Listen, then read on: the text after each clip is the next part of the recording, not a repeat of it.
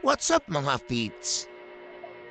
Flex ko nga lang pala itong YKC, nakaka-drop lang ng mga pry. So bali 11 nga pala yung mga pry. And malulusog naman sila. Ito nga pala ay galing sa ating kaibigan mga kapits. Kaya naman, i-acclimate muna natin sila bago natin i-transfer sa kanilang paglalagyan. Nang sa ganon, lumaki silang basaya.